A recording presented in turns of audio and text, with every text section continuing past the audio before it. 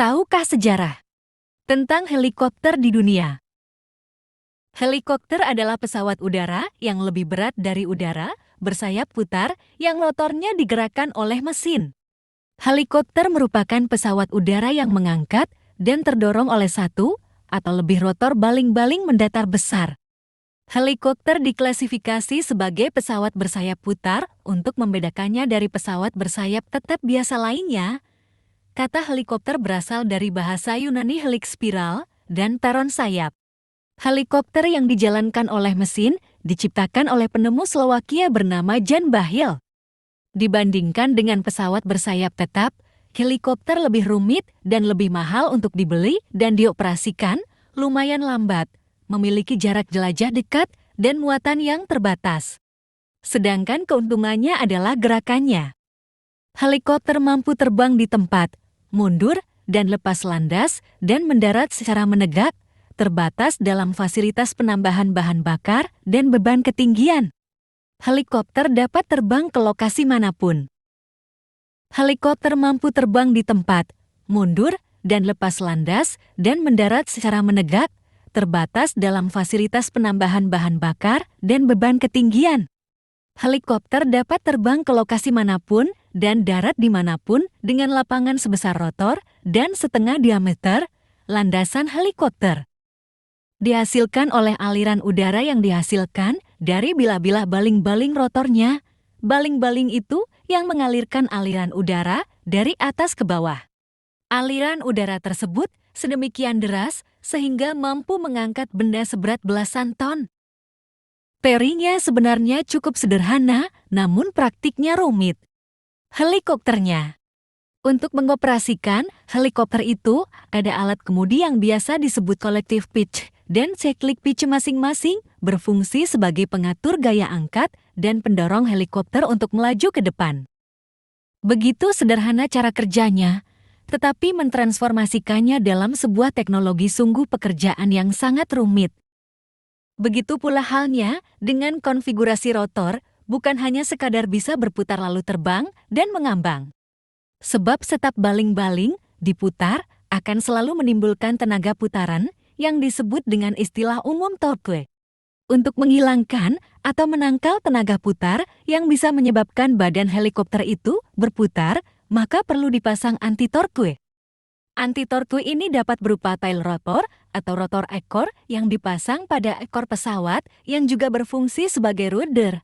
Konfigurasi ini dapat dilihat pada helikopter umumnya seperti ILL-412, BLL-205 atau H-1W atau NBO-105 dan AX-330 Puma atau X-335 Super Puma, AH-64AP atau Mi-24.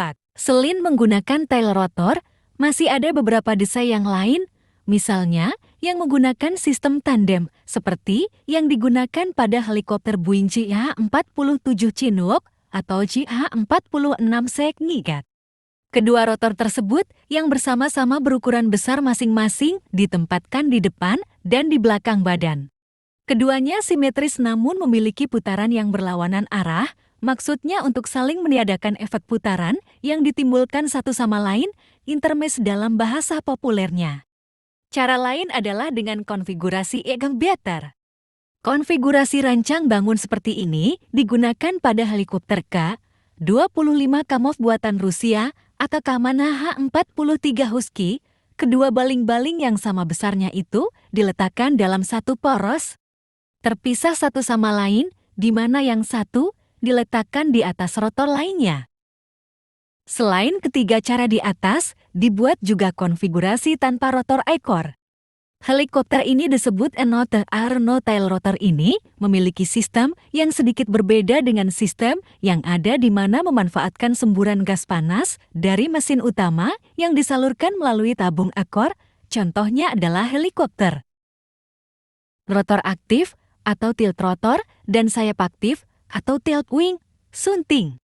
Tinggal landas dan mendarat ala helikopter, tetapi berkarakter terbang macam pesawat bersayap tetap merupakan konsep yang dianut oleh helikopter jenis ini. Cara paling mudah adalah menggabungkan konsep kerja pesawat helikopter dengan pesawat bersayap tetap dalam satu wujud. Prinsip kerjanya secara teknis, bila rotor utama diarahkan ke atas, maka gerakan vertikal yang dilakukan helikopter dapat dilakukan, sedangkan saat rotor diarahkan ke depan atau ke belakang sebagai pusher atau pendorong, maka karakter terbang seperti pesawat tetap dapat diperoleh. Gerakan rotor seperti ini tidak perlu melibatkan sayap. Sebenarnya pengembangan rotor aktif ini masih diliputi kegamangan, masalahnya adalah sistem tadi bisa saja disebut pesawat bersayap tetap karena memiliki sayap yang berlumayan besar, sekaligus memiliki ekor pesawat yang berkonfigurasi dengan pesawat bersayap tetap biasa. Akhirnya, konsep ini disebut dengan konsep hybrid. Contoh helikopter ini adalah V-22 Osprey. Selain konsep rotor aktif, ada pula konsep sayap aktif, di mana yang digerakkan bukanlah rotor seperti pada rotor aktif, melainkan sayap pesawatnya.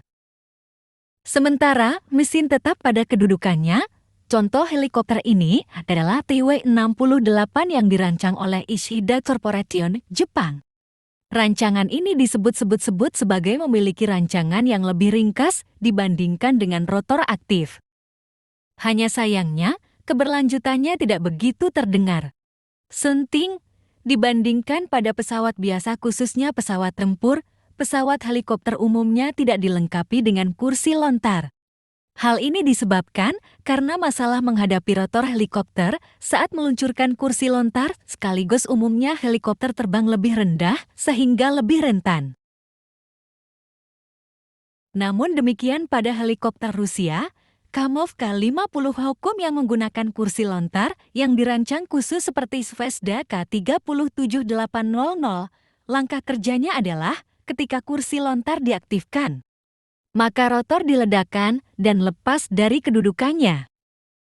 Namun demikian pada helikopter Rusia, Kamov K-50 Hukum yang menggunakan kursi lontar yang dirancang khusus seperti Zvezda K-37800, langkah kerjanya adalah ketika kursi lontar diaktifkan, maka rotor diledakkan dan lepas dari kedudukannya.